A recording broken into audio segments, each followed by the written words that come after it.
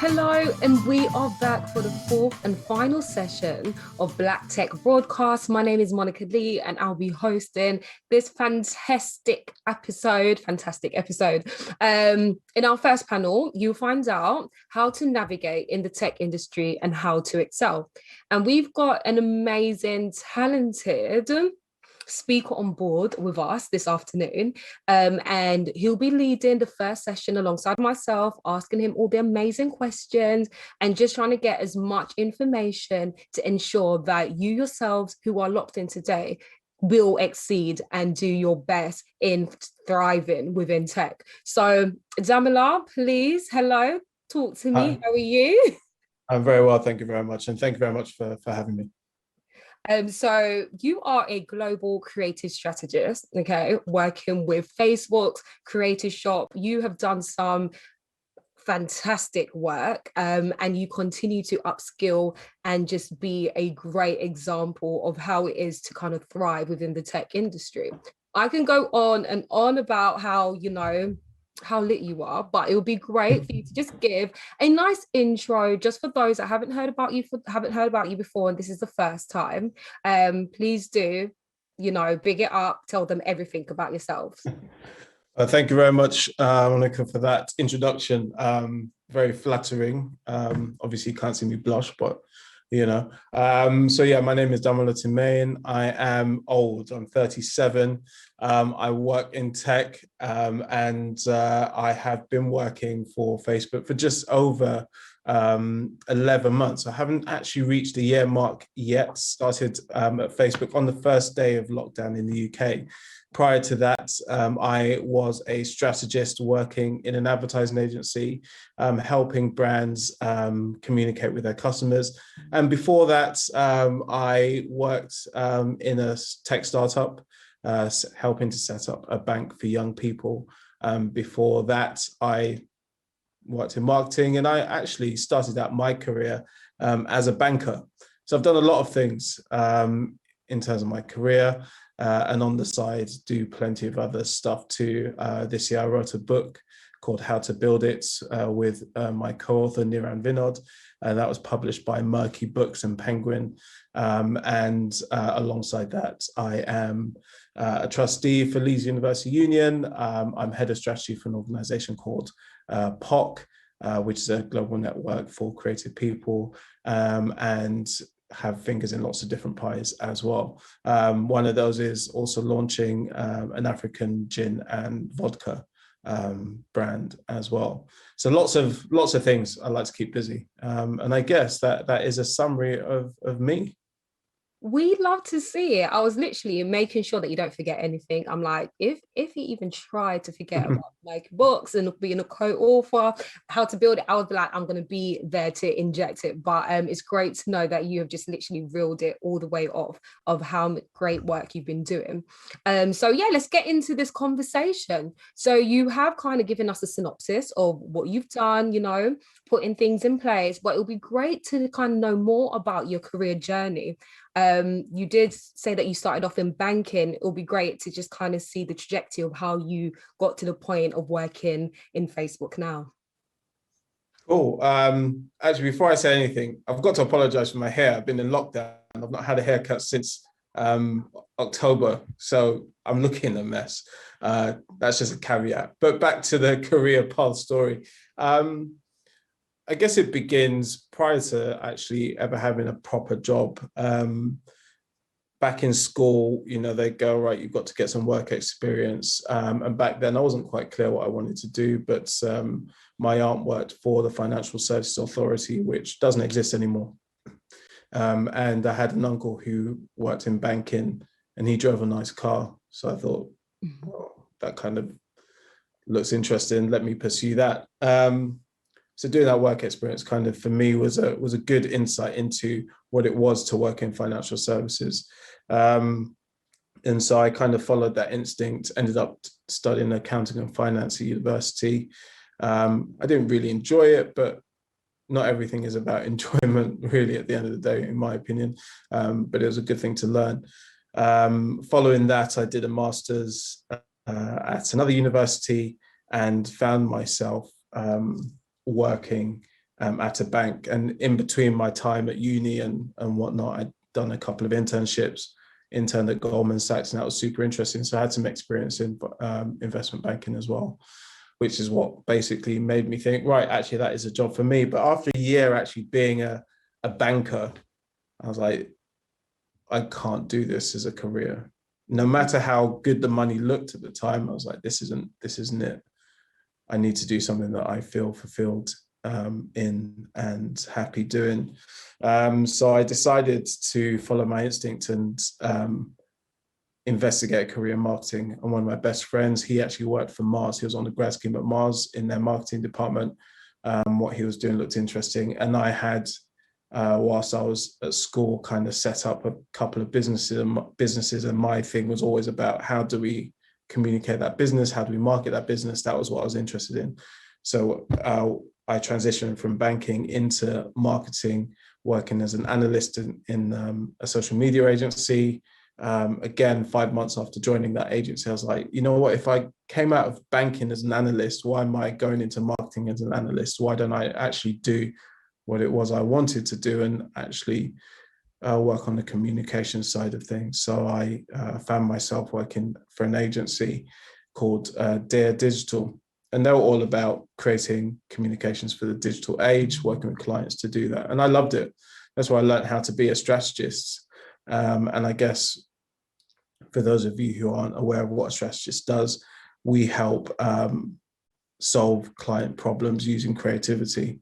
And my specific role in that is about defining the problem, trying to define the solution creatively, helping a client to kind of outline what the vision is for their brand, and then helping creators within the business turn that vision into the communications you would see on your TV or on a billboard or on a newspaper or on the internet.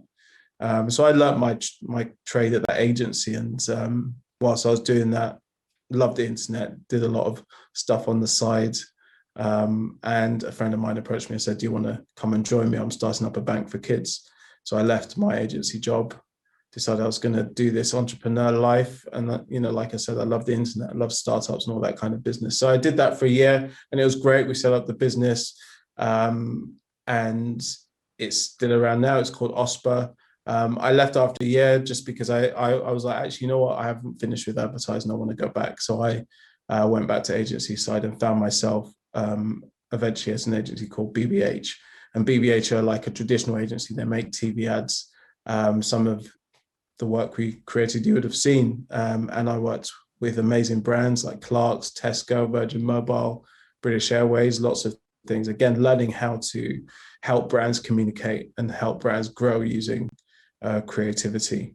But I think the most important thing was in that environment is that I learned how to, you know, be a strategist. Mm-hmm. And, you know, that skill set is useful in lots of different organizations. And what I realized, it was also a job that you could do within a tech company as well, particularly at Facebook. Because, you know, working at Facebook, one of the key parts of the organization is brands advertising on the platform. And what my department, or the department I work in, what we do is help brands communicate effectively on the platform. And we help businesses reach their consumers effectively on the platform and help them grow and whatnot. So I took my skill set as a strategist in the marketing and advertising environment and looked at how I can transition and apply those skills in tech, which has been a fantastic experience so far. So that's a very long-winded journey. I've done a lot of different things. No, I absolutely love your journey and it's so inspiring, and it's great to see how your skills are just so transferable. Like, even though you have been able to put yourself in different settings, you know, work in different forms and so forth, it's great to see how those skills have actually been able to help to upskill you and to kind of mold you into the man that you are today, to have this conversation, to share this. So thank you. And also, just to let you all know, if you are are loving what's happening right now, please make sure to ask some questions. There will be a Q&A after I have this conversation with Damila, and we'll be able to answer as many questions as possible. So please do put them through, because this is for you in order to kind of give you that head start in learning more about tech. All right, so we've spoken about your journey. Journey's been very fun, very inspiring, very interesting. How did you find the leap from advertising to work at Facebook? Well, the leap has been interesting. I've obviously done that during lockdown. So that adds its own kind of flavor to the situation, so to speak, a bit of seasoning on that situation. But transitioning from an advertising agency to a tech business is interesting for one fundamental reason. You go from advertising being the business that you're in to advertising and marketing being part of the business that you're in. I'm not sure if that makes sense. You know, if you're an advertising agency, our business is to make ads. At Facebook, you know, the organization is there to kind of, you know, create a platform that connects people worldwide. And, you know, the function that I'm in is just part of how that is enabled. So we're part of something a hell of a lot bigger. So the transition and making that leap, the thing that's been really interesting has been just understanding the breadth of what is around me, kind of going, this world is bigger than just making ads, you know, and there are lots of people that are all mobilized around this kind of mission to, you know, to help connect the world. And that's an amazing place to be. And you've got lots of really interesting people in this place that are working towards that mission. And they're really different. You know, you've got people that are in product, you've got people that are in policy, you've got people that are, you know, in the kind of creative shop who, you know, we even within that team, there are people from lots of different disciplines, people making AR, VR, it's vast. So the transition's really been about getting used to the size, getting used to the breadth, getting used to the kind of focus, which is different from where I was before. Love it. Love, love, love. So you've progressed really quickly in your career. What skills would you put it down to? I mean, it's interesting that you say quickly. I sometimes think, you know, this progress has felt quite slow because, you know, you observe other people and you go, oh, well, look what they're doing, and look what they're doing. I think the first thing is forget what other people are doing, focus on yourself.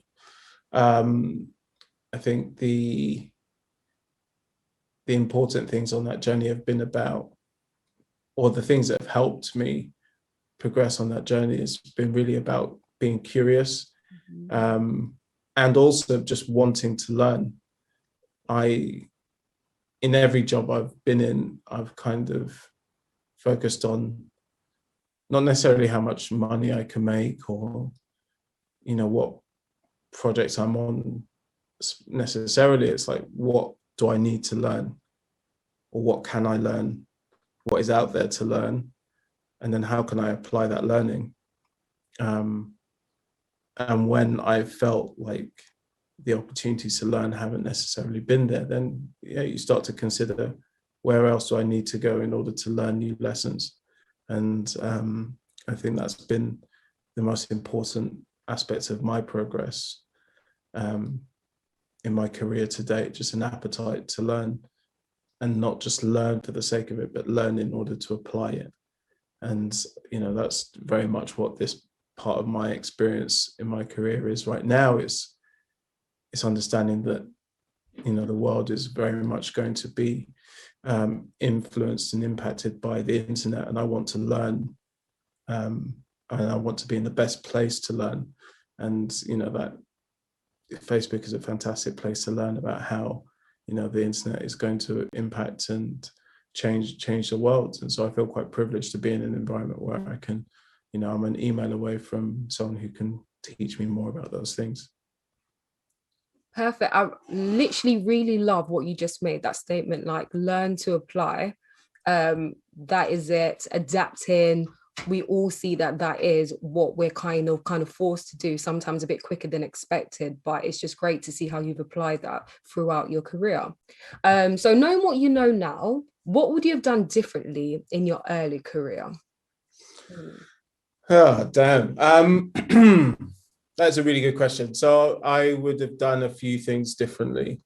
I wouldn't have become a banker. I would have listened to my secondary school teacher, history teacher, who said, don't do accounting and finance, do a humanities degree. Because at the time I was like, oh, I want to go where the money is. Like, you know, we're all laughing about, yeah, you want to be where the money resides. But I was thinking about that far too early. And that influenced my decision in terms of what degree I chose. And I wouldn't have chosen accounting and finance. I would have gone and done something I really enjoyed. Like doing a vocational degree is fine, but also learning for the sake of learning in a university setting was super important. And I should have done humanities.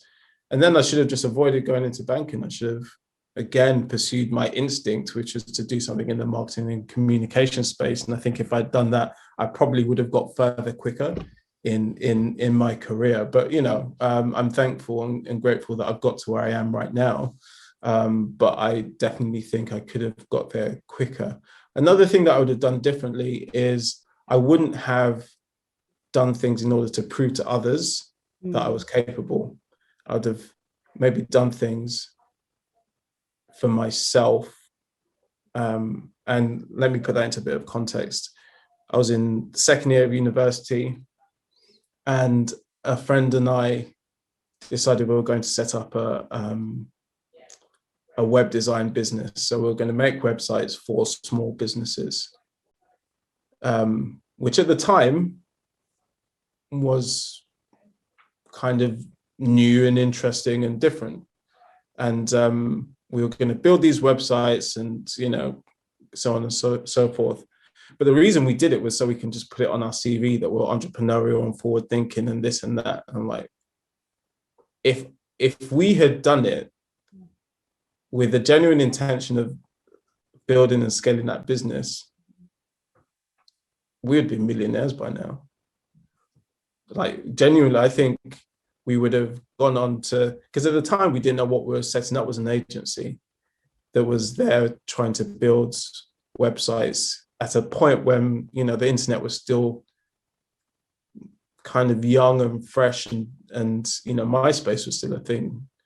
I'm aging myself now, but you know, like I was the one building the websites. I was learning how to build websites in Flash and HTML and CSS and JavaScript. At the time, I didn't know what I was doing. I was like, yeah, let's make a couple of things so we can put it on the CV, so I can then apply to Goldman Sachs, so I could be a banker and earn lots of money. At the time, I didn't necessarily have the people around me to say, actually, what you're doing isn't something you should be doing to show your entrepreneurial kind of ability on the CV. This is what you should be doing as a job.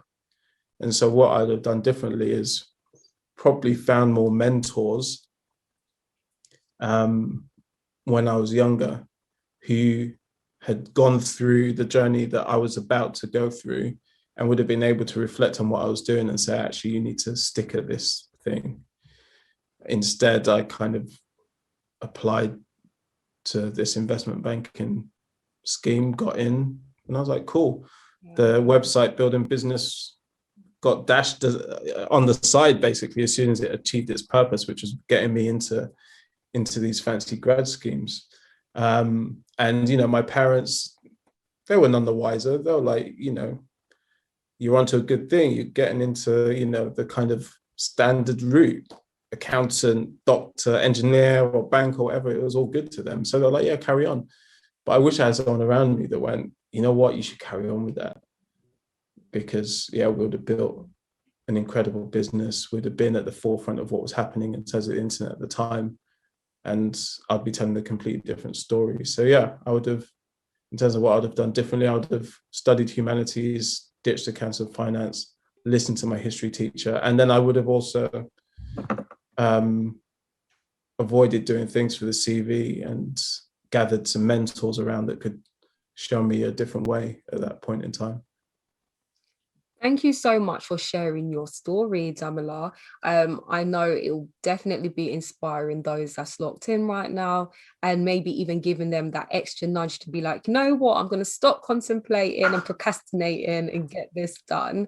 But thank you for your honesty and being so transparent, because in this life we're just living what we know is best, and this is why we're having this conversation, to be able to learn from experience and be able to be guided into the right direction. So you being on this platform, you're definitely helping those forward thinkers to really kind of hone in on their skills and really be the best version of themselves. So thank you. So I wanted to go into another question. I know time's going so quickly, but keep them questions coming, not to worry. We are going to answer as many questions as possible. But I want to know, how have things you've done outside of your main job helped you to get into your career? So you've touched on it briefly, but it would be great to just kind of divulge in it a bit more. Yeah, cool. I mean, I keep on saying this, and it's not deliberate. It's obviously the case now when I reflect on it. The things I've done outside of work have taught me lessons that I couldn't have learned in the job that I was doing at the time. So, setting up your own business, there are things you learn going through that process that when you're an employee, you never learn. Getting involved in, side projects, creative projects allow you to flex different muscles that you're not flexing whilst you're at work. So I think the purpose of these things that you do outside of your kind of day job is to teach you about where your strengths and weaknesses are, and to help you explore what the world is beyond your job. And I think for me, it's been incredibly important to have those things at the side, because they can also inspire you in different ways, and you can bring that inspiration into your work. When I was working in an advertising agency, just being connected to the outside world was incredibly important, because it inspires the kind of, or it helps you to extract insights that led to, effective work. And being, a Black person in an advertising agency that's predominantly white, you kind of, just being connected to the world outside of your job is super important, just so you don't lose yourself. And so you can kind of like bring difference into the organization that you're working in. So I think, it serves multiple purposes. It helps you kind of stay interested and interesting, helps you kind of understand what the world is and understand people. And it helps you kind of learn and apply different skill sets that you don't have the opportunity to do at work. But then again, you don't have to be involved in tons of stuff outside work. It's not by force. Sometimes those things can be distracting. So I don't want to paint a picture of it's all about the side hustle. It's all about doing lots of things at once. Sometimes you have to focus on your job and just get on with it. And then when you have the time, flex those muscles beyond the day job. But for me, it's been about balancing those two things. Oh, that word balance. Oh, and those at uni, I know you must be crying. Balancing everything can definitely be a headache, but you're getting there by being on this, okay, this Zoom, you're getting there. YouTube, you're getting there. Okay, so before we kind of close off this conversation, I need to know more about, how did the book come about? Okay, I need to know more information about that. Oh, the book thing. You know what? Actually, not the book thing. The book. The book. Sorry, no, you're right. I need to talk about it in a slightly different way, because it's one of those situations that I was extremely lucky to find myself in. But when I talk about luck, and when I think about luck, it's all about preparation. You almost need to be ready to take opportunities that come your way. The book came about through a friend called Niran, who's also my co-author with this book. He knew the commissioning editor at Merky, and they approached him. He also works in marketing. And so, from an expertise perspective, he absolutely was a great person to be writing this book. They approached him, and he said to the commission editor, "I'd love to write this with a friend." And I was a friend, and together we wrote this book. But the great thing is that we are both two different types of marketing person. He's a creative, I'm a strategist. So together we kind of brought our skill sets and our perspectives on how to build a brand into this book, and wrote it actually over lockdown. So the book was, or the opportunity was kind of serendipitous, but the process was fantastic. Kind of working with a friend, having a lockdown project that was cool, and then launching a book, which is something I didn't think I'd be doing in 2020, but here we are. Ended up an author, which has been pretty cool. But I think the point that I would like to land around that particular opportunity is being ready for opportunity. People talk about luck, and I just talk about preparedness in terms of being prepared for the opportunities that might come your way. And I fortunately was prepared. My professional experience allowed me to have enough authority to write a book on the subject of building the brand. I would have hated to be in a position where Niran called and I was like, you know what, I just don't think I could write this because I don't have the knowledge or the experience. That would have been a bit of a shame. But being able to work with an amazing brand like Murky and Lamara, who is an incredible commissioning editor, she really supported us through this process and made it possible. So, we came together, but it took a team to, publish this book. Lovely. And can you please plug the book for those that might have missed, obviously, you talking about the book in earlier on via your intro? No problem. Well, the book is called How to Build It. It's a how-to guide on how to make things happen. So we wrote the book, How to Build Your Brand. It's a very practical guide. So if any of you out there has a side project, business, or side hustle that you're like, right, actually, I want to take this to the next level. You want to avoid the mistake that I made by going, I want to set something up in order to impress employers. You actually want to take this thing into the real world. Buy this book because it'll help you with the foundations of building your brand. Lovely. Thank you for that. So we've got some questions from the audience. So one is, whilst working on Facebook, did you ever collaborate with team members from other social media platforms? So the answer to that question is pretty easy, and that is a no. Facebook is a family of apps. So it's Facebook, Instagram, WhatsApp, Oculus, Messenger. So we work across all of those. We develop solutions for all of those apps. So people may not know they all are Facebook products. So we work across there. But yeah, we wouldn't ever be in a situation where we're necessarily working hand in glove with a TikTok or a Google or a Twitter. No. Thank you for answering that. What practical steps can one take to move away from doing things for the CV to building their own vision? I ask this because I am torn between the two. It's hard. That's a good point. In hindsight, I would have done things because I wanted to learn and grow, and build something that I felt, proud of. And what you'll find is that those things will end up on your CV anyway. And they're actually quite valuable if you suddenly decide, okay, I'm done with that, I'm going to go and work for an organization, you'll find that you'll be able to tell that story to your prospective employer. I always think, and for a while now, I've always kind of promoted the idea of, figuring out what story you want to tell, rather than thinking about what you want to put on the CV. Think about what kind of story you want to tell about the career you have or the career that you want. And so I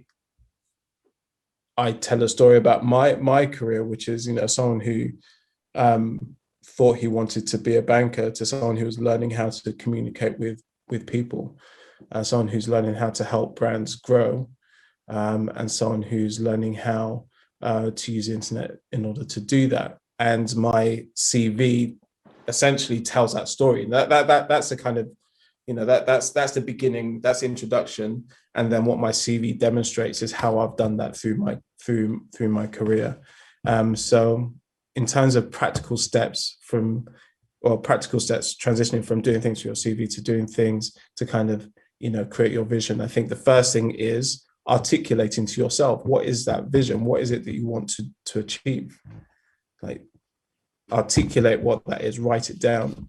And then I would say seek advice and mentorship from others who might be able to help you achieve that vision. There are people around you, I'm sure, or networks you can tap into that can help you make that vision a reality. And then at some point, if you go back to thinking about your CV again, figure out how you tell that story of how I identified and articulated your vision and you went about making it happen, because someone will find that extremely interesting, and there'll be plenty of lessons you've learned along the way that you can apply to, whatever profession you choose to go into. Love that. I hope you're all like jotting down these notes on your phone via notes, or you've got a notepad and keeping all these information in one place, because Damila is really going in with all the tips that you need to know. I've got about 2 more questions because I know time is going by so quickly. I can't believe it's like 30 minutes already. How do you come about opportunities at these massive companies? Is it through connections or just apply them? I have to be honest, it's both. And I think the thing that hasn't necessarily helped in terms of, people's access to companies, whether it's Facebook or anywhere else, is knowing where to look, knowing where the door is. So I think there's definitely more that, big organizations can do to make sure that the entry point is clearer. What I have done in the past is actually, let me give you a couple of examples. So for my internships, I just applied. I knew that they had graduate jobs, applied direct, and I've been very fortunate that in the majority of those instances I always got in. Other than that, I remember after I finished doing my master's, I spent quite a long time just researching what businesses were out there where my interests were aligned with what they were actually doing as a company. So I remember there's a business called Unruly Media. They're a media agency, but a digital one. They kind of place video advertising across the internet. At the time, it was just 4 or 5 people, very small team. I discovered them because I was researching, digital media businesses, came across them. And I literally sent an email to the founder. It's like, yo, well, I didn't say yo, but the standard email that you send. But I made a cold approach, got an interview and got in, and now they're like a multi-million-pound business doing mad things. I kind of wish I stayed there at times prior to joining Facebook, but it was a cold approach. I sent an email, but I made sure I did that with enough knowledge of what they were doing and managed to get in there. And then I always believe in kind of mapping out where you want to be. And one of the things that I mapped out at one point in my career was, if I'm working in advertising, I want to be in the best place to do that job. And the best place to do that job, from my point of view at the time, was BBH. They'd made award-winning ads. They had the smartest people in the game. I was like, I want to be there so I can learn from those people. Had that down. And I remember sending an email to the head of the department that I wanted to join. Had a couple of conversations with that person, and actually the first time around, they were taking a bit long, and I said, look, thanks, but another opportunity's come up, so I'm going to take that. Took that job. 6 months later, because I wasn't having the best time at the place I was at the time, 6 months later, I thought to myself, let me just send another email. I was like, hi, Ben, hope you're doing well. How are things going with the team? And the same day that I sent that email was the same day that someone in that team had handed in their notice. So it was like perfect timing, like couldn't have been any better. And it was like, yeah, the team's doing well, but you know what? Someone's just handed their notice. It'd be great to chat. It's like, fantastic. Went in, had the conversation, had a few interviews, and landed that job. And I stayed at that agency for 6 years, had a great time. But it was all down to me just reaching out. And I think you have to have the confidence to go, right, if I want it, I'm going to have to go and get it, because it's not often that they come and get you. So you've been super proactive within your career, putting that one step forward and just taking the leap. So yeah, please, this is what we need, that confidence boost. Because sometimes you hear about so many stories, success stories, you never really understand how they got to that level. So you sharing yours, I hope will inspire many young people to just feel like, okay, I'm going to do it, but do it professionally, okay? Don't be like, yo, walk on. Give me a job because I'm lit. Like there has to be, a process to it. I know you all will know anyways. And just one more question before we kind of round it all off. Have you ever had a mentor before? And if you have, can you give maybe an advice on how you can go about finding one? So I really need to practice what I preach, because I've wanted a mentor for ages. And I've never been able to really nail down a mentor, mainly because I've not gone about the process, I think, in the right way. And the first step in that is identifying who it is I want to be a mentor. And one of the reasons I failed is because I'm interested in so many different things. And at the time when I was searching for a mentor, I was considering, industry change from advertising into tech, and I wasn't quite sure who would the right person be. But I would certainly advise people to reach out and find a mentor. And actually, whilst I haven't had formal mentors, I've had lots of informal mentors, people around me that I seek advice from. And I think an important thing to note is your mentors don't always have to be ahead of you in your career. They can be your peers as well. Reaching across as well as reaching up is important. There are people that are alongside you career-wise that can help you move forward. So Niran, for example, I call him the rainmaker because one, he used to work at Facebook. He now runs his own business. But he was a person who referred me into Facebook. He was my referral. And then I went through the interview process and got the job. But without a peer as a kind of peer mentor, that may not have happened. He was also the person that went, actually, you know what? I want to write a book with you because you have complementary skills that can help make this thing a success. So in many ways, he's fulfilled and performed the role of a mentor, but I never formally went to him and said, Niran, I'd love you to be my mentor. But also there are people that are in the advertising game that I kind of look to as mentors. I have no relationship with them whatsoever. They just publish a lot of information that I seek out and learn from. And so you can kind of manufacture that kind of mentor relationship with people you don't know if they are the kind of people who share their expertise and knowledge. But if you want to go about finding a mentor, identify why you want a mentor, identify what you want from a mentor, and then try and find or identify someone who can, apply to both of those things, the why and the what, and then approach them like you do someone who you're approaching for a job. Being mindful that they have limited time, but also that they may want to share their expertise and experience and knowledge. Thank you so much, Damola. Absolutely loved having this conversation with you. Another question is that where can you find the book? Find it, How to Build It on Amazon. I always forget that, but Amazon, Waterstones, everywhere. If you Google How to Build It, Murky, Damola Timay, Niran Vinod, it will come up. It's all over the internet. Amazon, Waterstones, any reputable bookstore. Perfect. So there you go. Please do take a note of that and make sure to have a read, check it out, because I've got it on my list already. I'm ready to go through. I need some strategy. Okay. I need this in my life. So thank you so much, Damola. It was such an enlightening conversation. And I hope those that locked in absolutely loved the tips and the gems that you dropped consistently. It was nonstop. So thank you. And I wish you the best on your career journey, because I just feel like you're still evolving. Damola is still evolving and you're still young. Okay. I don't know why you're talking about old. You're not old. You're a young man. Right? You are young.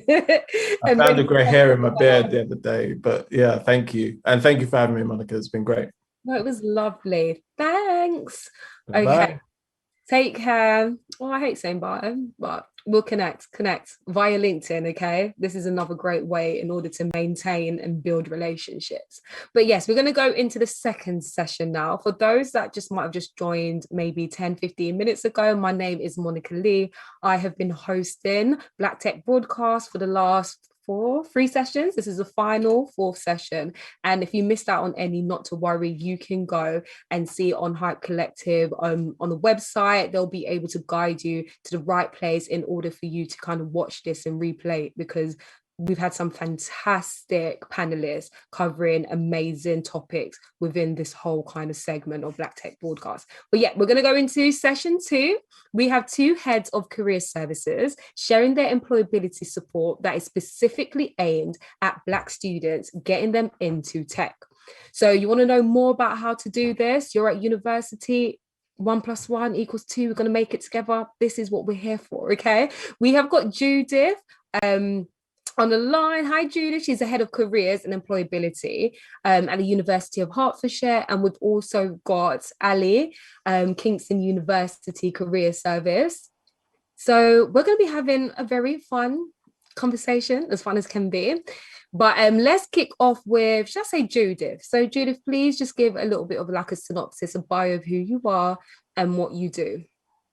Who I am? Well, I'm a lot older than Damola, so I think that makes me ancient by that consideration. But I'm head of careers at University of Hertfordshire, and been knocking around in student development in the careers world for over 20 years. And I'm also director on the board at Institute of Student Employers.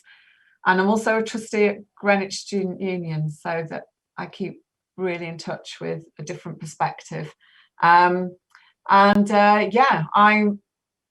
what I do. And my career service is quite broad. We do business startup, so it's very interesting listening to Damola talking, and we do placements and all sorts of general advice.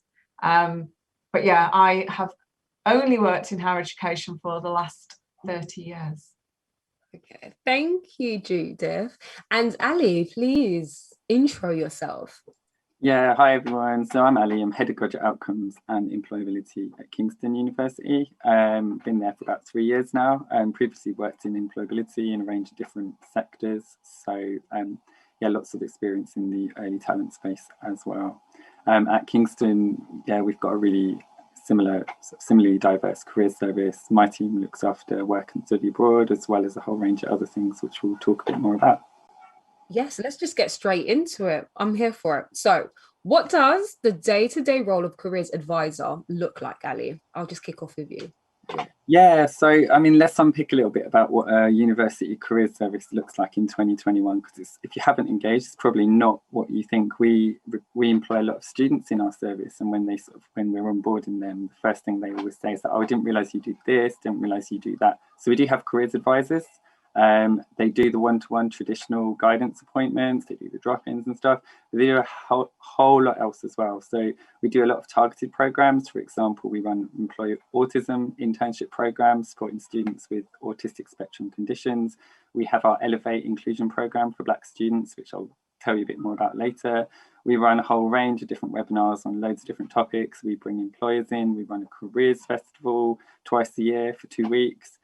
We also have employability partners who teach alongside academic staff. So we bring the service into the classroom. So we're there to support the courses, ensuring that they develop the skills you need. We bring in employers and alumni to you in the curriculum. And we have a really busy employer engagement team that's working tirelessly to create opportunities for students, insight days, internships, placements, graduate roles, and constantly bringing employers onto campus throughout the year. And then I mentioned our student staff, and they work with us in co-creating and co-delivering our service, ensuring that we're kind of in tune with the needs of students. So we have a really wide remit and lots of variety in what the career service actually has to offer. Thank you for sharing, Ali. Judith, what does your role look like on a day-to-day basis? My role personally, or what the rest of the service does? Your role, and then we can extend to the rest of the services. Oh gosh, my role. It depends on the time of year. At this time of year, I'm buried in deadlines and paper because it's annual planning round.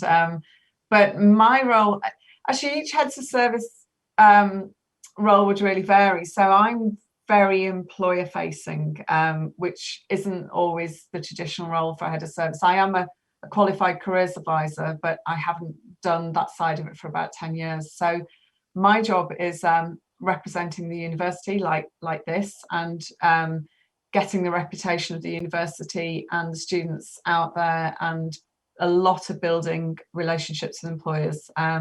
So raising the profile and work with employers, and then the strategic aspects of the service and how I want that to look, and how I do that within the resource available and all the pressures on the service. And I just saw Ali smile. We have very similar services. And how we respond to constant change. So, you know, how we respond to things like the visa changes for international students. A huge part of it has been since we went home, and how we've responded to being online, and how we're having to respond to the unemployment situation out there for last year's graduates and this year's graduates. I mean, like many services, we support for many years after they've gone. I mean, we support for 4 years, some support for 2 or 3. So we are working very hard with graduates from the last few years as well, more so than we ever have been, because a lot of them found themselves furloughed or lost their jobs last year. So it's quite a remit, and really changing all the time at the moment. I was interested in what Ali said, because I was thinking about careers advisors. I was totally stumped by that question. What do careers advisors do? And I think it goes back a lot to, we're very much the same as Ali, and then we have business startup. But thinking about what Damola said, careers advisors, when they work one-to-one or even are out there in the classroom, because we're quite embedded in the curriculum as well, they can talk students through things like what type of work they might enjoy. I guess in the case of tech, talk to students about what kind of role in tech, because it's so varied, and what kind of company they'd want to be in, because again, that's so varied. You don't just go and work in a tech company. Everybody has tech. It's one of those sectors that's so huge and so much choice. There's a lot of time to be spent talking about the choices that you make, and then very much around making your job hunting approach much smarter. And we do talk a lot to students about speculative approaches to employers and being really proactive. And a lot of time, and I know Ali does an awful lot of this as well, is introducing students to the networks that they need, because a lot of our students don't come in to university with those networks. So whether that's entering work and building interpersonal skills, or we do a lot of advice on, so we'll sit down with students and look at their LinkedIn profiles and give them advice on that.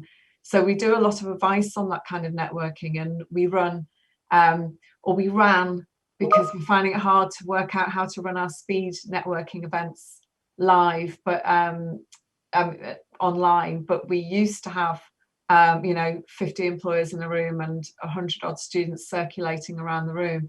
So I think there's a lot around it, a lot of work done on exploring careers options and where you want to work, and building those networks before you get to the bit that everybody thinks we do, which is CVs and application forms and mock interviews, which is kind of way down the line. There's so much more to do before that. So we work a lot on things to put on your CV. Before you get to looking at the CV, you need things to put on it. So again, Ali mentioned study abroad. We look at placement, study abroad, internships, creating your own work experience, your part-time work, getting involved in the university, and really encourage students to get involved, to actually have something to put on their CV. So yes, the bit we're known about comes a lot further down the line, really. And I think that can be a barrier to students using the services, because they have a view of what that is. And I'd also say a lot of the time, the students probably don't know they are using the career service, because we do things like run huge mock assessment centres, deliver talks in the curriculum, and people think we're a lecturer, or we organise careers fairs, and nobody really knows we're behind it, because that's not the bit we promote. Or Yesterday we did an LGBTQ panel that was organised by us, but it's not really flagged as us. That's the bit we don't care about. So we push it out across the whole university and promote it. And it's not promoting the careers service, it's promoting the event and being really tailored. So I think people use us and they don't know they're using us. That's super interesting to know. Like, so many things that you were kind of explaining, I was like, I didn't know that was a part of career service. And I think a lot of people will be able to kind of be a bit more engaged and take a bit more notice when it comes to the career, because it can be a bit daunting, especially when you're just trying to find your feet. So to you, Ali, when should you approach a career service? Like, is this something you do in the final year? Did you do it at the beginning? Like, we know first year of uni, living our best lives. Do I come afterwards, after the rave, and be like, okay, what we saying? I need to be serious about my life now. Yeah, so that I think just follows on from what Judith was saying. So it's never too early to engage with us. Okay. And okay, that might not necessarily be formal appointment with a careers advisor. Might be one of the other myriad of ways that we can help you. And in terms of what Damla was talking about, in terms of having mentors around you and being able to take opportunities that come your way. So just like finding out exactly what it is that's available to you from early on. And we come in and we talk about it through the curriculum, so students will get a good sense of some of the different opportunities that are out there. And you can live your best life through actually trying out a whole load of different experiences, like Judith was saying. You know, so this is like, actually, yeah, first year should be about having fun, but you can have fun, which helps you to build your CV further down the line, helps you to figure out actually what are you motivated by, what sorts of careers might you want to pursue down the line. But yeah, do not leave it till the last minute. Thank you, Ali. You see what you did there? Live your best life by learning about what's going on here. I like that. I like that. Makes me want to come to uni and see what's happening. All right. So Judith, you spoke a lot about the different services that is involved when you speak about when you are a careers advisor. Sorry, I became tongue twisted there. How do people tend to use your services? Well, that's interesting as well. So that depends on the size of your student population. So we have 25,000 students. So it has never been my ambition to have the students cross the threshold, because we wouldn't be able to deal with that. So we do a lot of things to scale and we make it as targeted as we can. So I would expect a lot of students to use a lot of our online resource. We invest a lot of time into it and we create a lot of our own content. We curate a lot of other people's content so that we do a lot of the sifting through. If a student Googled how to do something, they find hundreds of things, and we do a lot of the sifting through that to get the best resources there and direct them to, say, the best tool to do your own strengths analysis or do a mock interview through. And so we have things like CV 360, where students can put their CVs through it and get feedback on it. So we encourage that, because a lot of us now work in, we have a model that we follow, EFAD, which is explore, focus, apply, develop. And a lot of universities have a very similar model, but we might use different words. It's a traditional career management model. But we have careers registration schemes. So when every year when students register, they get asked a question about where they are in the stage of their looking at what they want to do in their career. And based on their answer, we send out tailored emails referring them to the best way of exploring the stage they're at. And then we have programs written online as well for them to work through. And sometimes those are dropped into the modules if they have a professional skills module. Sometimes it's us or an employer coming into the classrooms to deliver live. So there's a lot of that going on before we'd say, come and get a one-to-one, because that's the scarce resource really, is the one-to-one.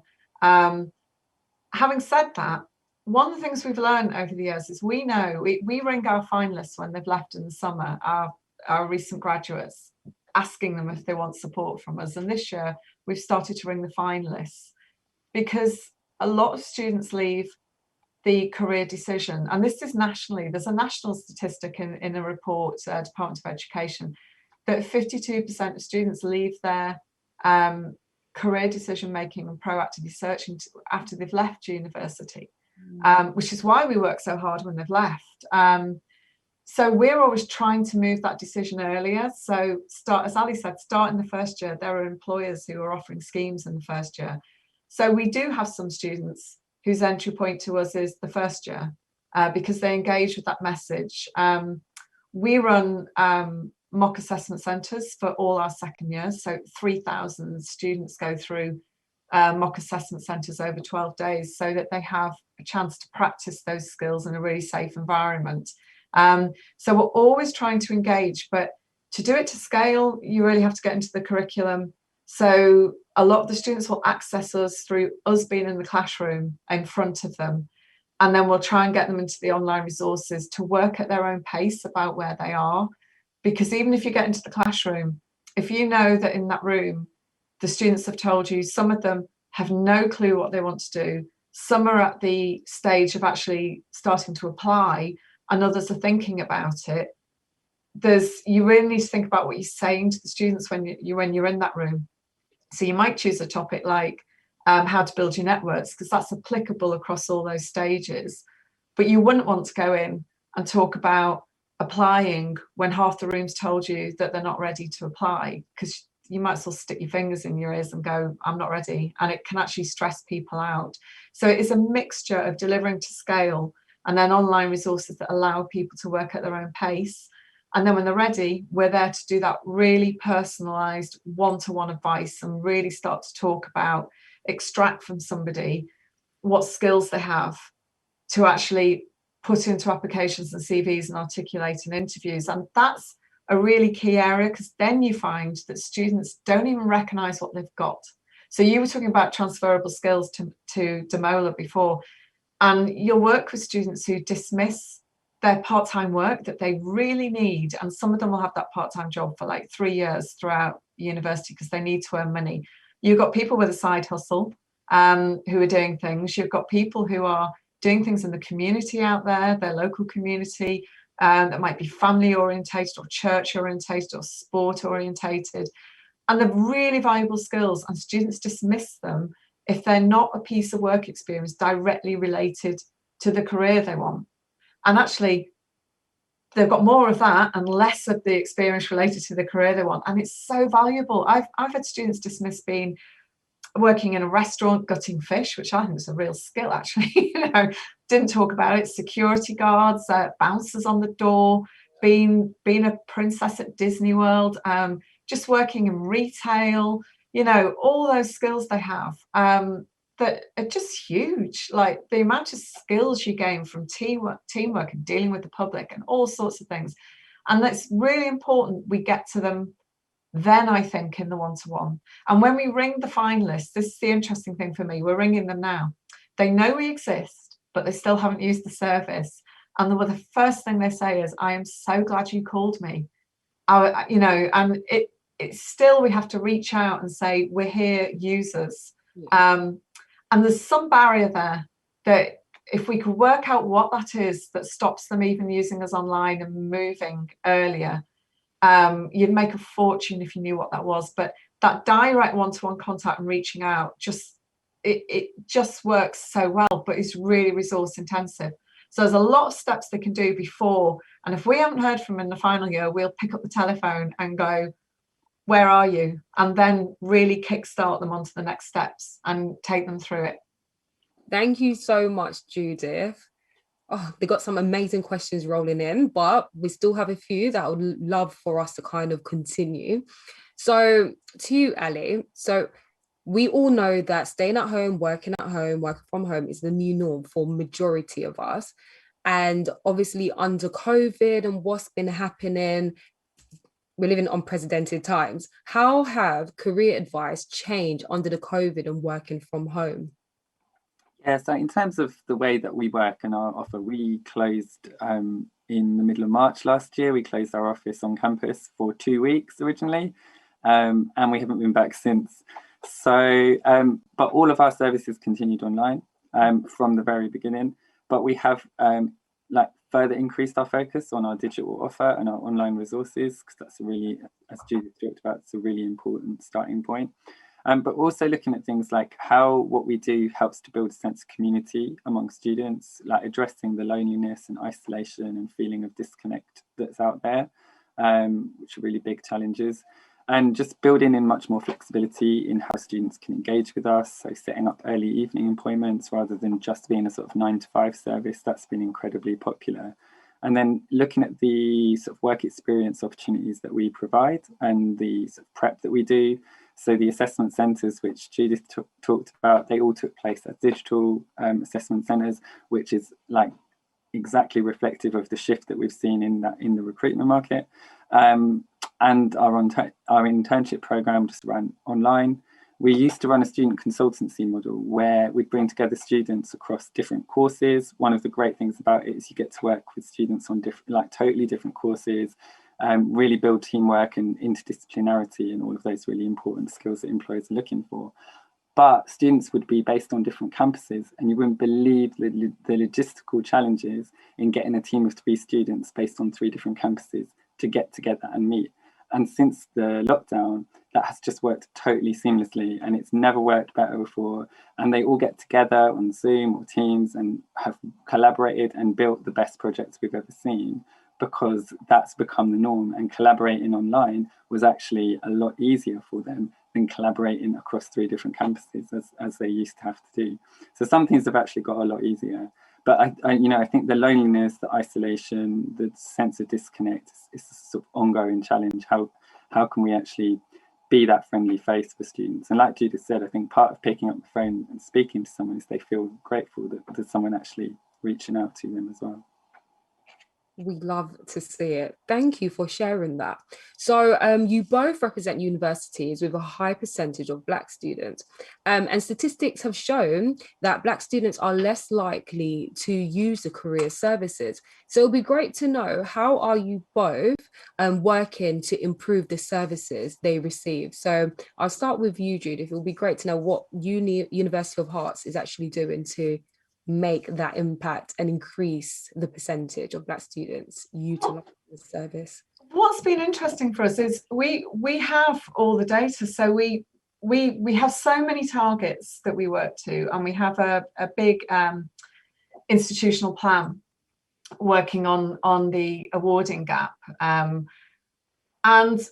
we don't have that problem. Now, I would always like students to use the service even more, but we monitor it on a monthly basis, and we actually have a higher proportion than the number in our university using the service, and it's the same in our business startup area as well. That's traditionally low for Black students and women, and we actually have a higher number there.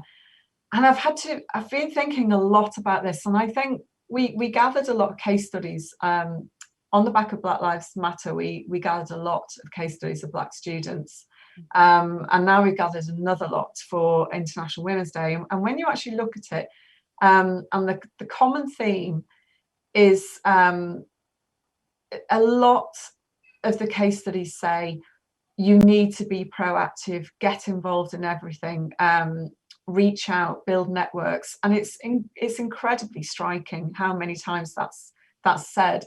And it's really made me reflect, because we do things that are targeted as Black students, but and we have Black and Asian minority ethnic advocates in the university, and a group that's cross university that supports that. So there's a lot of work done, but I actually think it's the students themselves, and I don't know whether it goes back to an ethos that Black students feel they have to work harder, do more, and to get on. But this just so proactive in getting involved in everything that we do. And if you look at the student societies, it's the same. And I am blown away by the amount of multitasking that students manage to do, because these are often students who are holding down part-time jobs as well.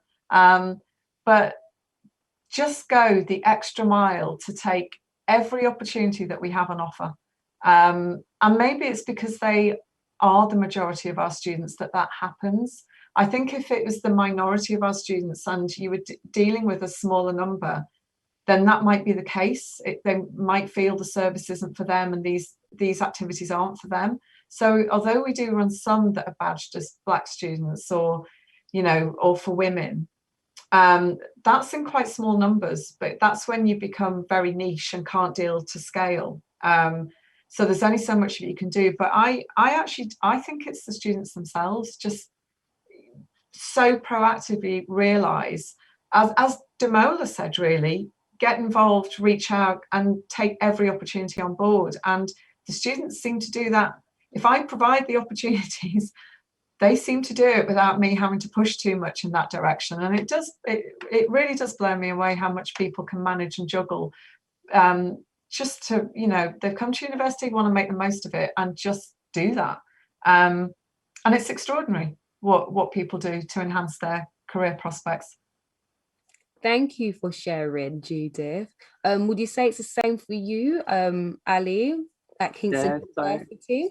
Yeah, so certainly we don't see big issues in terms of levels of engagement with our service, but we do see differential outcomes for students. We do see a big degree awarding gap as well. And so we have launched a Black inclusion programme. I mean, I totally agree with what Judith's saying about sort of the opportunities already being there. But we launched a programme called Elevate. We launched it last autumn. We wanted to make sure that we're creating a sort of safe space for Black students to talk about their own lived experiences, to bring in alumni with shared experiences, talking about what it's like being a Black professional across different sectors, different industries. It's been hugely popular among the students. We've also been able to engage with employers, I think, in much more meaningful ways about those that are really serious about diversifying their own graduate intakes and creating specific opportunities for our students. So we found that to be a really useful vehicle, and it's built, I'd say, even more in-depth engagement among students and more of a sense of community and belonging for them. So yeah, that's proven really popular. Amazing, thank you. Time has just gone so quick. I just have one more question for you, Judith, and then we have another question. I'll be able to just take one question from the audience, but if you have any more questions, please feel free to just kind of let us know, and we'll find ways to get in contact with Judy, Ali or Damola to just kind of answer any of your questions. So not to worry, keep them coming. We'll find a way to get it all sorted for you. So Judith, you said that you've changed your strapline to more than just CVs. Why did you do that? I did. It's our strapline's connecting you to your future. And at the time that we didn't work as closely with the academic staff in the schools, I actually got a bit fed up with the view of career services just checking your CVs, which is a view. So I changed it to more than just CV advice at one point for about a year in a fit of rebellion, so that other staff in the university and the students realise. And I think from what we said, we are a lot more than that. It's now gone back to connecting you to your future. But it was quite frustrating that when I joined there, that was very much the view of the service, that you only come to us when you want your CV looking at. And it just didn't do justice to how much we could actually support students. So yes, I've changed it back now. Yeah. We love that. We love it. Someone in the audience has asked, are you still doing one-to-one sessions with students virtually? Yes, we are. Yeah. We always did, because we have a lot of commuting students. My belief was, I think a few years ago, we changed it so that students didn't have to come and see us face to face. They had a choice. So it used to be we would ring them, which now seems very old fashioned. We would actually pick up the telephone, but now we will connect to them on Teams as well. So, but we've done that for quite a few years. I think it's why we adapted quite easily when we went home. We were already running webinars. It's very hard to find one time to run a webinar for students in a university. And yeah, the same with appointments. They could always opt to see us virtually as well as face to face if they wanted. Thank you so much to you both sharing information and just literally letting them know what is available out there, because knowledge is power, and if you don't know, how will they be able to grab these opportunities and make the most of it? So it's been an absolute pleasure having you, Judith and Ali, just talking about the careers service, because when I was at uni I wasn't really using that. I was having fun but didn't use that as much as I could, so it's great to know. We are about to round this session off. Thank you so much for staying an extra 9 minutes. I know it's meant to finish at 5, but the conversation was too juicy. It's too much information for me to just be like, let's lock it off. My name is Monica Lee, and I've had an absolute amazing time hosting the BlackTech broadcast program. So a massive shout out to Hype Collective, the guest list, Microsoft, JP Morgan. We had so many great sponsors that came on board to be able to provide this service. This is not just the end, this is the beginning of many more fantastic webinars that we'll be able to provide, as we know that this is important and is crucial for you all to know how great it is to find opportunities that's in tech. So thank you all so much. My name is Monica Lee. Had fun hosting this, and I hope to see your faces all soon. Make sure to link up on LinkedIn, so you see Judith, see Ali, find ways to maintain the relationships and bonds and so forth. So thank you, everyone. I'm going to log off now. We're going to say goodbyes, but it won't be for too long. We'll be back again soon.